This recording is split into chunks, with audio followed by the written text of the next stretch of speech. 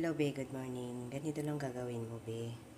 Kapag magsahing nga ng kanin na tignan mo habang wala yung nagsasahing ako. Ito. Yung inuugasan mo yung itlog, tapos lagyan mo dyan sa ilalim ng kanin, tapos sabi may pakulo dyan. Maluluto yan, be.